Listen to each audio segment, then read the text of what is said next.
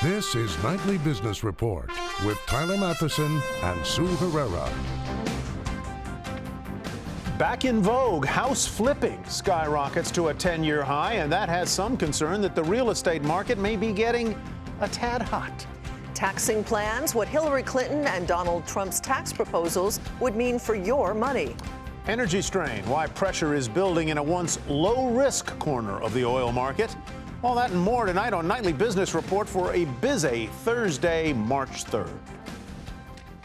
Good evening, everybody. Welcome. Housing has been hot. It's one of the bright spots in our otherwise slow-growing economy. Home prices are near record levels, mortgage rates are low, and inventory is tight. And those rising prices are bringing back things like bidding wars and house flippers, widely associated with the housing bubble. In fact, a new report today from RealtyTrack shows the number of active home flippers last year was the highest in nearly a decade. And as Diana Olick reports, the number is growing, and that, to some, is concerning. This is where we are.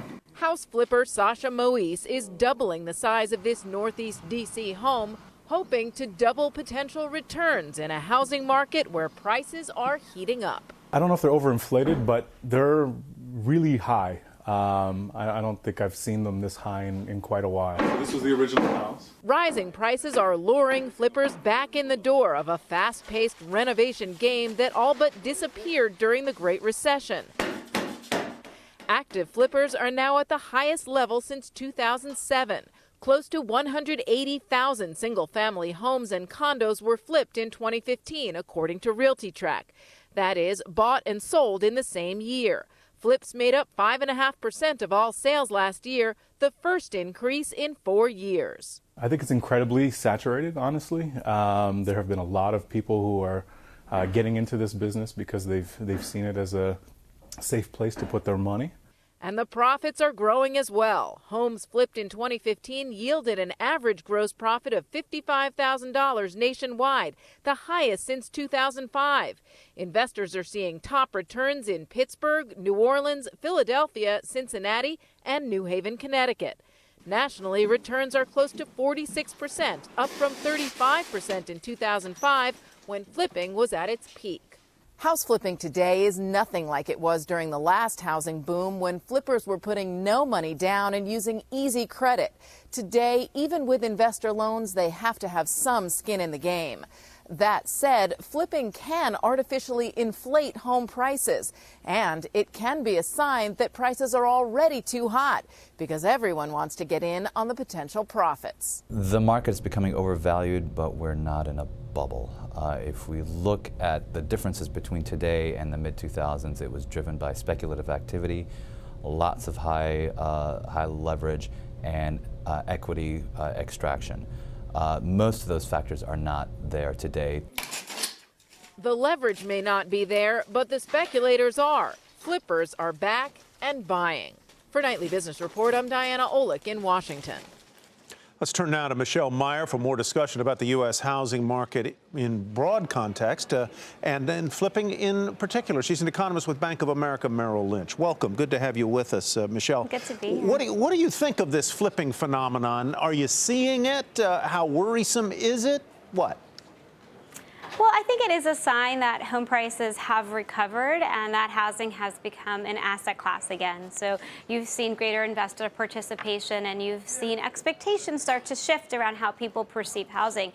But my impression, though, even though it's at the highest in a decade, think about what the last decade has looked like. It was really recovering from a huge bubble. So the fact that it's the highest since 2007 makes sense because we had a period of extreme weakness in the housing market. So by itself, I don't think the numbers are that worrisome, but I think it is reflective of the fact that home prices have recovered and that people are starting to think about housing differently. And how do they think of housing now? You said an asset class. We haven't seen that in some time, and inventory is very tight. We haven't. So I think there's a number of factors that have supported housing. On the one hand, I think the fact that rates are so low, for investors, it's become that asset class because of the push for more risk, the push to find more yields, and home prices are rising at a pretty healthy pace. And the fundamental side, I think the fact that inventory is low and has remained fairly consistently low through this cycle has helped to support home prices as well. And then finally, we're in a very low interest rate environment, which is not only supporting those investors, but is also going to support potential homeowners. So even though home prices have increased, the fact that interest rates remain so low, it's making it affordable. Yeah, let's talk a little bit about what I just implicit in what you just said is, I guess, a prediction that house prices are going to remain healthy and rising in most markets this year, where you have low inventory, low supply, and a pretty cheap cost of money. I think that's right. I would expect home price appreciation to continue. That said, I think if you take a medium-term perspective, so look at the next 5 years or so, we'll be entering an environment where home prices are overvalued relative to disposable income. So it will start to turn into a situation that if you don't continue to have this abnormally low interest rates, and or you don't have strong economic performance, home price appreciation may not be able to continue at its current pace. So I think this year, yes, the backdrop still seems favorable for home prices, but over the medium term, I would suggest more caution. And what about the Fed? If the Fed does raise interest rates one or more times this year, as they have said that they would, that's certainly in play. What difference does that make to housing? Well, I think the Fed's normalization process is so slow and it's so careful in the sense that they're trying to avoid a scenario where you get this unruly increase in interest rates. And look at what happened after they hiked in December, right after the rate hike, the 10-year peaked and has been falling essentially ever since in terms of rates. So I think, yes, we do anticipate that the Fed will hike, but I think it's going to be framed in a way where it still suggests a decent amount of accommodation. So I don't expect an interest rate shock higher. Michelle, thank you very much. Michelle Meyer, a very nice economist with Bank of America Merrill Lynch. Good to be with you. To read more about the resurgence in home flipping, head to our website, nbr.com. Orders to U.S. factories increased in January by the most in 7 months. The Commerce Department reported a rise of more than 1.5% during the first month of the year. Within that report, a key category that tracks business investment plans rose by the largest amount in 19 months. And separately, the U.S. economy's services sector expanded in February, but the rate of expansion was slower than the previous month. The Institute for Supply Management reported a decline in employment for that sector for the first time in 2 years. The number of Americans filing for unemployment benefits unexpectedly rose just a bit last week. Initial claims for state unemployment benefits increased 6,000 to a seasonally adjusted 278,000. That is still, though, a level consistent with a strengthening labor market. The jobless claims report comes one day before the government's monthly employment report, and expectations there are for non-farm payrolls to rise 200,000, the unemployment rate to remain at 4.9%, and average hourly earnings are expected to increase fractionally. Stocks squeezed out gains, posting a third straight day of gains, in fact, one day before that monthly employment report. Many investors likely reluctant to make big moves ahead of that release. However, gains, however small, helped the major averages close at their highest levels since early January. And by the close, the Dow Jones Industrial Average rose 44 points to 16,943. NASDAQ gained 4, and the S&P 500 added nearly 7. As for oil, prices fell slightly to settle at $34.57 a barrel. Those prices are higher in recent weeks, but still historically low, and they're starting to pressure a part of the energy market once considered low-risk infrastructure companies. They were, in theory, less exposed to commodity price swings and were insulated by long-term contracts. But as Morgan Brennan reports, that may be about to change. As more exploration and production companies file for bankruptcy, it's putting pressure on what had been considered a lower-risk corner of the energy sector, pipeline operators. Law firm Haynes & Boone estimates 4 dozen oil and gas producers filed for bankruptcy last year. And if low prices persist, more could follow suit. That's having ripple effects on so-called midstream companies that build and operate the infrastructure to gather and transport those producers' oil and gas. Midstream companies lock in long-term agreements that have, until now, been considered bankruptcy-proof. But that could change as soon as next week, when several rulings potentially come down. The gas gathering contracts are unique in that the producer dedicates all of his future production from the subject leases to the particular gas gatherer under that gas gathering contract.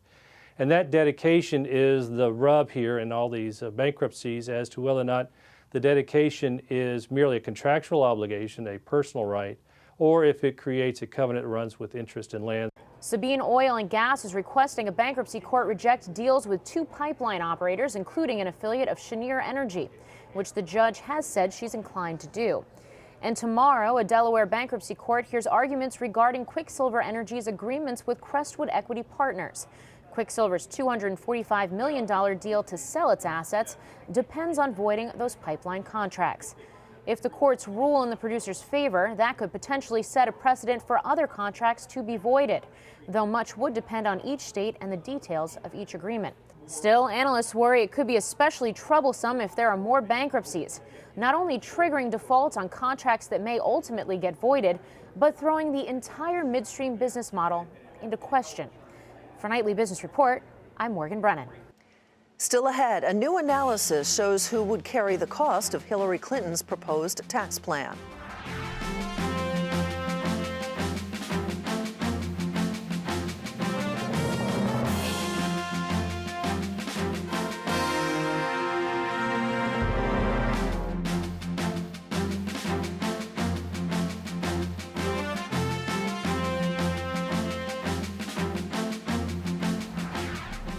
Tech companies are uniting behind Apple in its battle with the FBI over access to the iPhone used by one of the San Bernardino shooters.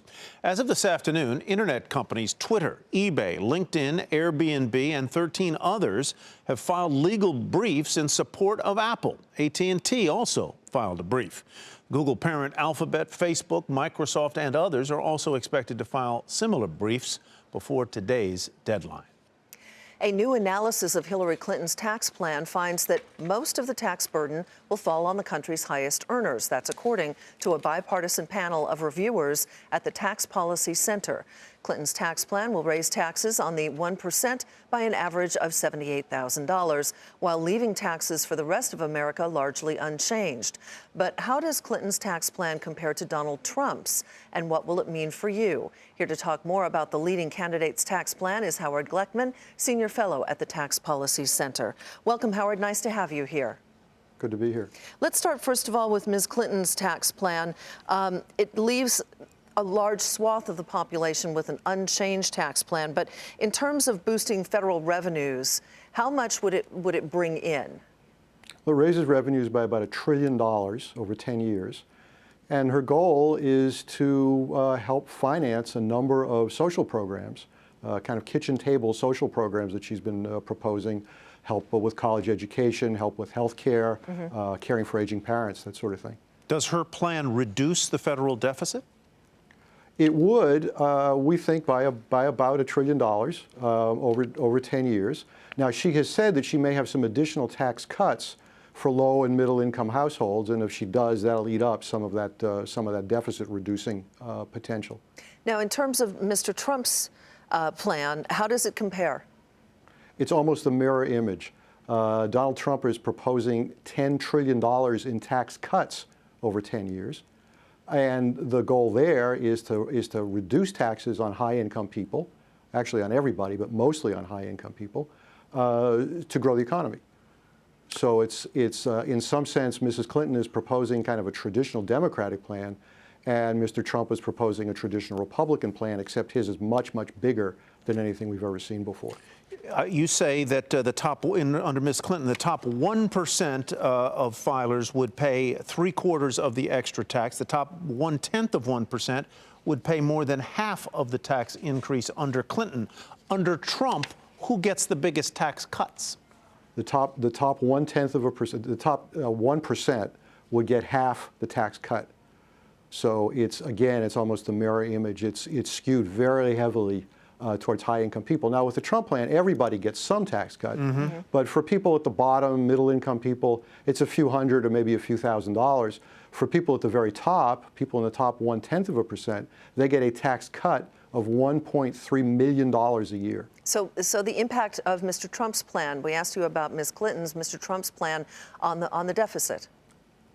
It would be enormous. It would increase the deficit over 10 years by almost $10 trillion, and that doesn't even count the added interest expense that the government would have to pay to finance that extra debt. Very quickly, so it's an enormous tax cut. As you looked at Mr. Trump's plan, did you use what is known as dynamic scoring to look at whether, as he would claim, the tax cut would result in much greater economic output and therefore offset some of that revenue loss?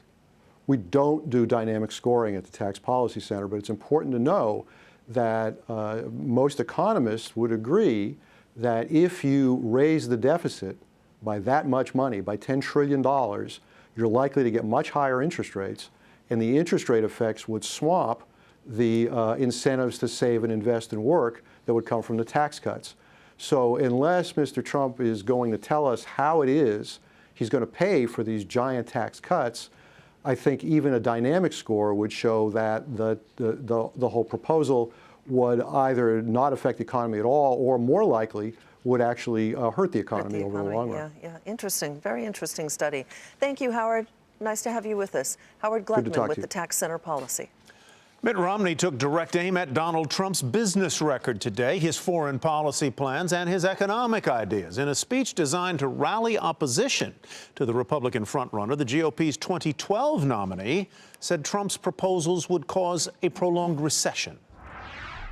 His proposed 35% tariff-like penalties would instigate a trade war, and that would raise prices for consumers, kill our export jobs, and lead entrepreneurs and businesses of all stripes to flee America.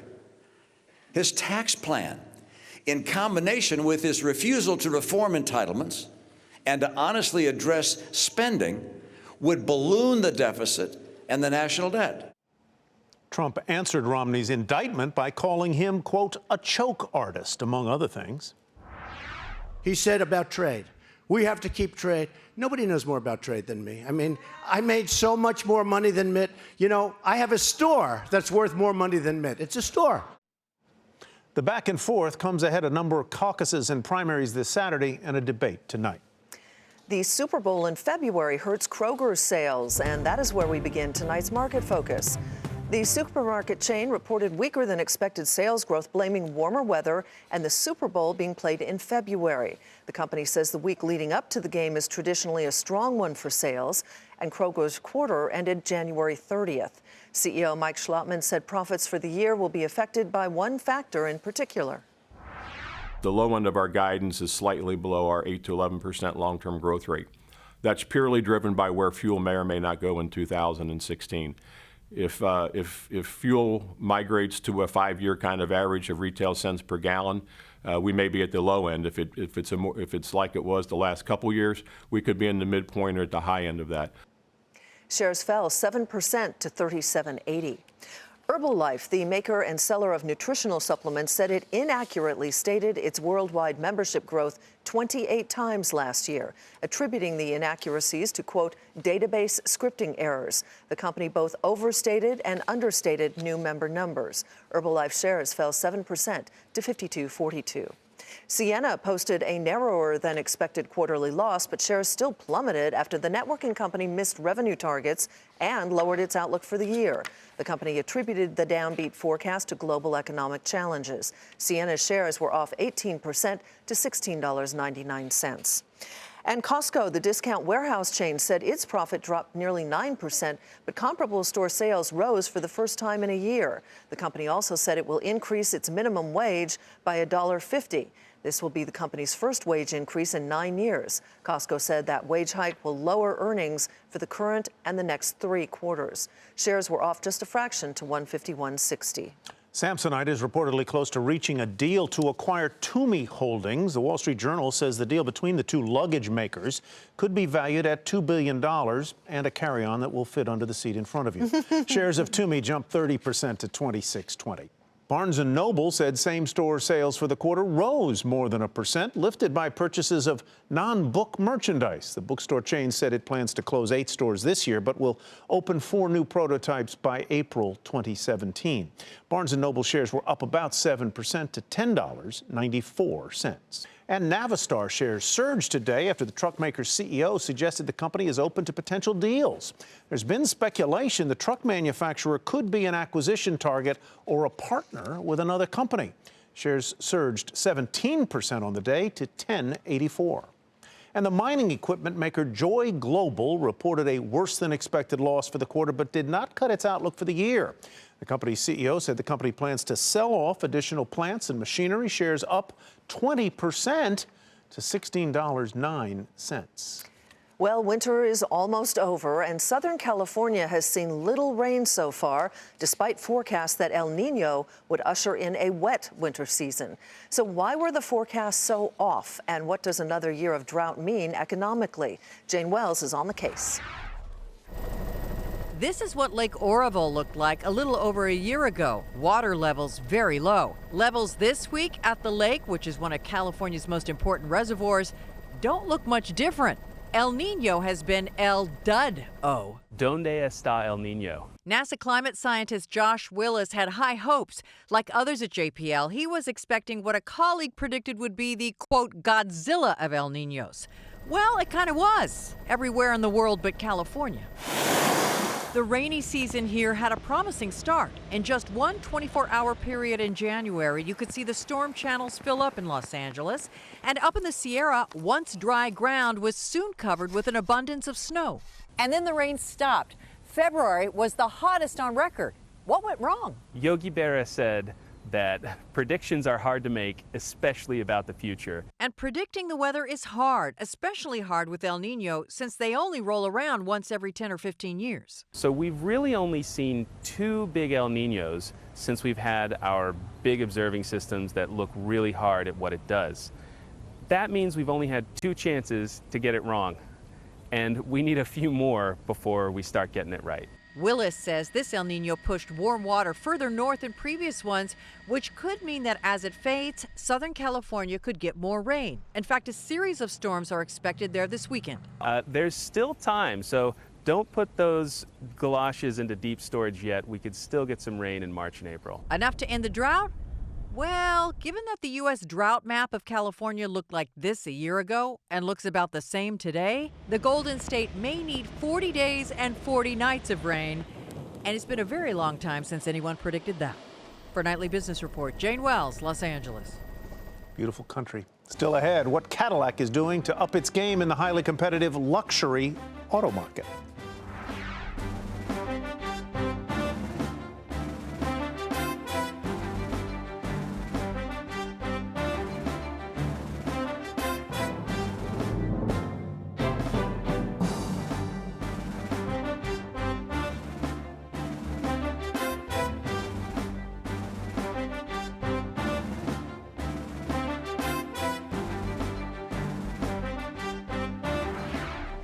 As auto sales climb to all-time highs, American consumers are setting records when it comes to how they're paying for those new cars. According to Experian Automotive, leasing in the fourth quarter was higher than ever, with almost 30% of all vehicles bought in showrooms being financed through a lease. That compares to about 25% in the prior year quarter. Consumers are drawn to the lower monthly payment that comes with leasing when compared to a traditional auto loan. Cadillac is looking to reassert itself in the battle for luxury auto buyers after years of watching competitors rack up stronger sales because of a slew of SUVs and crossovers. Cadillac is now trying to up its game with a new model. Phil LeBeau reports from Dana Point, California. For Cadillac, X marks the spot, as in the XT5, the brand's newest model designed to make luxury buyers think once again about buying a Caddy. I'm proud to say that Cadillac brand today is absolutely resurgent, and we're on a mission to take this brand back to what I like to call the pinnacle of premium. This is the new Cadillac XT5, a midsize SUV. Why is this so important for General Motors and for Cadillac? Mainly because Cadillac has not been very competitive when it comes to luxury SUVs. From Lexus to BMW to Mercedes, SUVs now drive the luxury auto market. In fact, it's one reason BMW and Mercedes have outsold Cadillac since the recession 7 years ago. The market for SUVs was really strong. It was growing. Everybody saw it, and they haven't addressed it. The SRX is way long in the tooth, way overdue for being replaced. They also have some voids. They need a smaller sport utility vehicle, so they've got to start introducing a lot of new product and keep it very fresh. Lighter and quieter. With a refined interior packing an array of tech features, the XT5 is the first of a wave of new models coming from Cadillac. And the president of the brand knows every one has to be spot on for Caddy to make a comeback. It's like a boxing match. You can't win the fight by landing one heavy blow per round. You need knockout punch after knockout punch. Starting at just under 40 grand, the XT5 rolls into Caddy showrooms in April. And with it, the hopes of a brand looking to make a splash with luxury SUV buyers. Phil LeBeau, Nightly Business Report, Dana Point, California. And finally tonight, treasure discovered in an old bag that was almost mistaken for trash. A family recently found 7 vintage Ty Cobb baseball cards in a crumpled paper bag inside the house of their deceased great-grandfather. The Cobb cards, produced in the early 1900s as part of a set that collectors called the Monster, are expected to be worth well into the 7 figures. Previously, only 15 cards were known to exist. It's unclear what the family, which wishes to remain anonymous, will do with them. I see they call them the Lucky 7 find. That Really? is good luck. I'm going back to my luck. box at home. Look. And look, Yeah. and take a look at that. Yeah, good luck. Yeah. All right, that does it for Nightly Business Report for tonight. I'm Sue Herrera. Thanks for joining us. And I'm Tyler Matheson. Thanks from me as well. Have a great evening, everybody. We'll see you back here tomorrow night. Jobs Friday.